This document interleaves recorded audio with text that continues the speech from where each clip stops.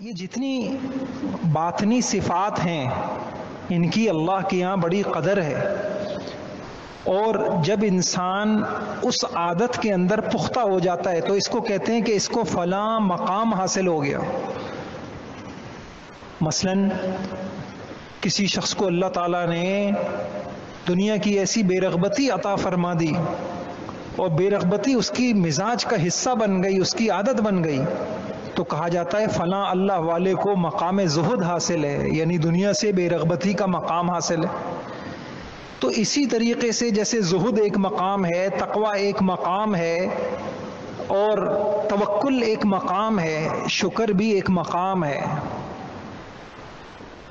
اور علماء نے، اللہ والوں نے لکھا ہے کہ یہ شکر کا مقام سارے مقام سے بڑھ کر ہے۔ جس بندے کو اللہ یہ دے دیں، جس ولی کو اللہ تعالیٰ یہ دے دیں، یہ سارے مقامات سے بڑھ کر ہے، صبر سے، خوف سے، زہد سے۔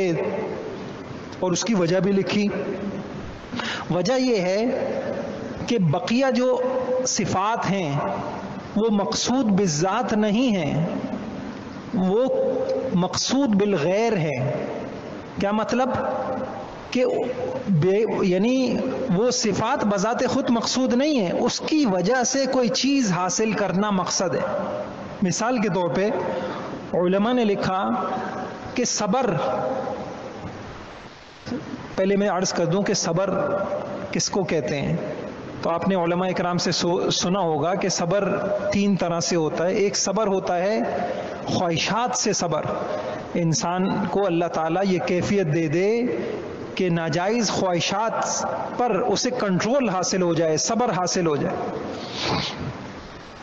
نامحرموں کو دیکھ کر اس کو اللہ تعالیٰ نے یہ توفیق دی ہے کہ اس کی آنکھیں جھک جاتی ہیں، مال حرام کی طرف اس نہیں لپکتا، تو صبر کا ایک مطلب یہ بھی ہوتا ہے۔ تو صبر کتنا اونچا مقام ہے، لیکن علماء نے لکھا کہ صبر بالذات مقصود نہیں ہے، صبر سے کچھ حاصل کرنا مقصود ہوتا ہے۔ وہ کیا؟ صبر سے مقصد یہ ہے کہ انسان کے اندر جو ہوا ہے، نفس ہے، خواہشات ہیں بے لگام، تو انسان کو صبر اس لیے دیا گیا ہے تاکہ وہ خواہشات کو لگام ملے۔ تو صبر در حقیقت اس لیے مقصود ہے کہ انسان کی خواہشات کنٹرول میں آ جائے، اور کسی لیے مقصد نہیں۔ اسی طریقے سے خوف ہے، اللہ کا خوف، تو خوف مقصود بالذات نہیں ہے، خوف سے کچھ چیز مقصد ہے۔ یہی وجہ ہے کہ حضور علیہ السلام کی دعاؤں میں ملتا ہے اللہم اقسم لنا من خشیتک ما تحول به بیننا وبین معاصیک، اے اللہ اتنا خوف دے دے کہ میں اس خوف کی وجہ سے گناہوں سے بچ جاؤں۔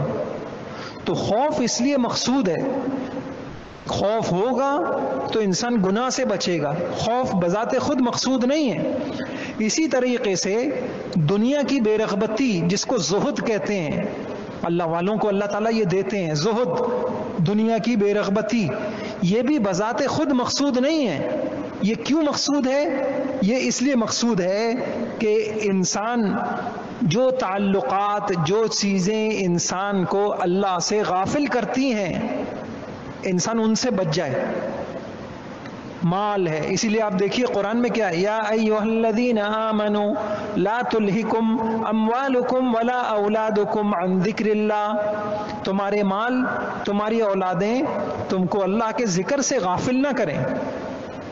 تو مال بذات خود برا نہیں ہے، لیکن مال میں لگ کر انسان اللہ سے غافل ہو جائے، مال کی کمانے میں لگ کر انسان نمازیں چھوڑ دے، قرآن چھوڑ دے، اللہ کو بھول جائے، تو اس کے لیے دنیا کی بے رغبتی ہے کہ دنیا کی بے رغبتی ہوگی تو انسان ان تعلقات میں لگ کر، ان چیزوں میں لگ کر اللہ سے غافل نہیں ہو۔ تو علماء نے لکھا کہ یہ ساری چیزیں خود مقصود نہیں ہیں، یہ عمدہ اور اچھی صفت اس لیے ہے کہ ان کی وجہ سے کچھ اچھی چیزیں حاصل ہوتی ہیں، لیکن شکر ایک ایسی چیز ہے جو خود مقصود ہے۔